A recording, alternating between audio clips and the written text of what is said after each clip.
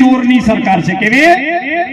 ખાણ માફિયાઓ અને જમીન ચોરની સરકાર. આજે ઉમરગામથી અંબાજી સુધી જેને આપણે ટ્રાઇબલ બેલ્ટ કહીએ, અને ટ્રાઇબલ બેલ્ટની અંદર જે પહાડી વિસ્તાર કહેવાય એમાં ખૂબ મોટા પ્રમાણમાં ખનિજ છે મિત્ર.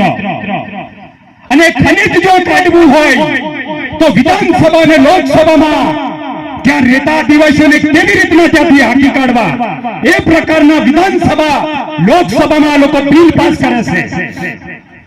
અને પછી આ લોકો પોલીસ પ્રશાસન કે પેરામિલિટરીનો ઉપયોગ કરી આપણને ત્યાં લોકો બંદૂકની અણી પરથી હાંકી કાઢવા માટે નામના ધંધા. આજે આપણી જોડે જમીનનો ટુકડો છે. જો આપણે નહીં જાગીશું તો આવનારા 10 વર્ષમાં આપણી જોડે એક પણ ટુકડો જમીનનો ના હોય. બરાબર ને? એટલે આપણું અસ્તિત્વ ટકાવવું હોય, આપણી જળ જંગલ જમીન બચાવવું હોય તો આ સરકારની સામે લડવું પડશે. લડવું પડશે ને? બધાએ નકળવાની જરૂર છે. આજે હું તમને આશ્વસ્ત કરું, ગુજરાતમાં 8 મોટા ડેમ બનાવ્યા. કેટલા? 8.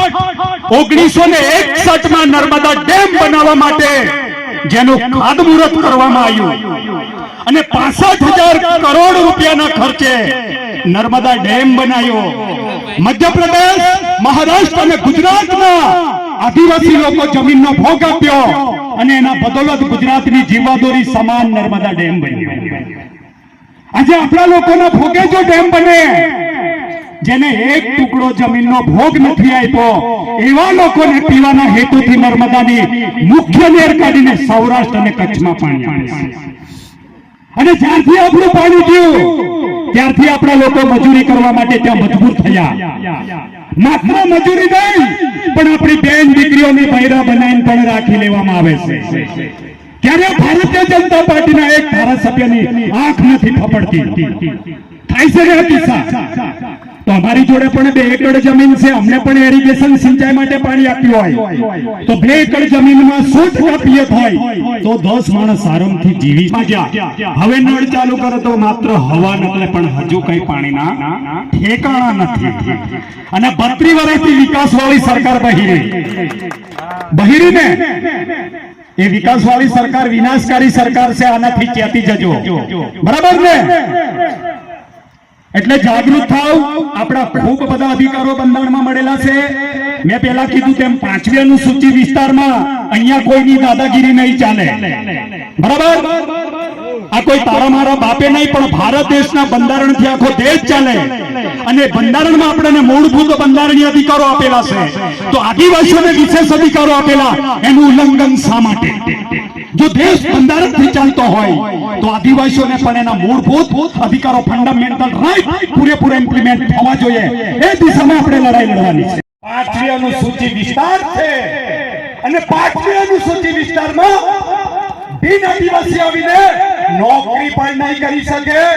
6% પ્રતિ આરક્ષણ બંધારણ કહે છે, એવું નથી કહેતો. અને 5મી અનુસૂચિ વિસ્તારમાં રાજ્ય કે કેન્દ્ર સરકારની એક ઇંચ જમીન નથી.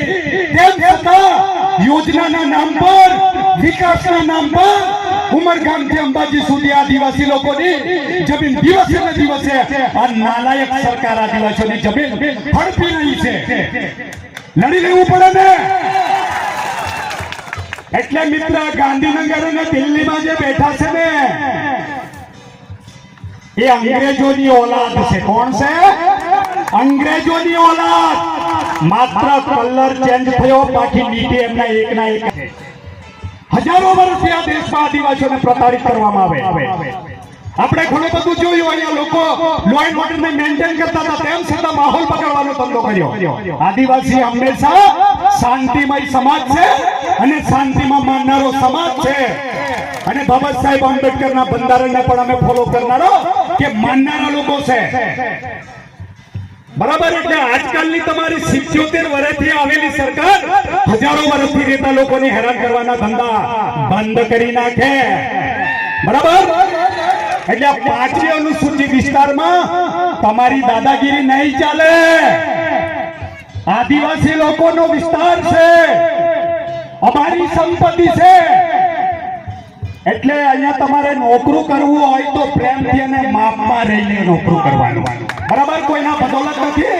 અમારા ટેક્સમાંથી તમને પગાર મળે છે. આપો છો ને બધા ટેક્સ? આપણે 1 કિલો ચણાનો લોટ લાવીએ, એ ભજીયા ખાઈએ કે ચણાનો લોટ ફેંકી દઈએ, 1 રૂપિયો સરકારમાં ટેક્સ જાય, બરાબર? એટલે જેની પ્રોડક્ટ આપણે વેચાતી લઈએ એ બધું ટેક્સમાં જાય અને પછી એનું મહેકમ ફળવાય, મહેકમમાંથી અમને પગાર આપે છે, બરાબર? એટલે માલિક પણ જો આપણા પર બતાવતા હોય તો મહેરબાની કરીને ભૂલી જાય, કોઈના માલિક નથી. આ દેશના માલિક આદિવાસી લોકો છે. અને જ્યારે આદિવાસીઓ પર અત્યાચાર અને દમન થાય તો મિત્ર લડવા બહાર નીકળો, લડી લેવું પડે ને. આપણા હક વાળી લડાઈ લડવી પડે ને. લડવાની તૈયારી રાખો. હવે તો હદ થઈ, હદ, બરાબર છે?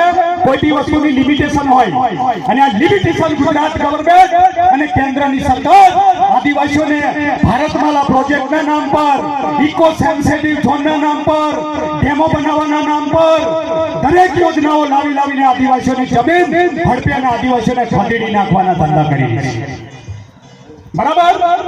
એટલે સજાગ થાવ, જાગો. અને ચેતરભાઈ તો લડે છે, ચેતરભાઈને આપણે હૂંફ આપવાની જરૂર છે.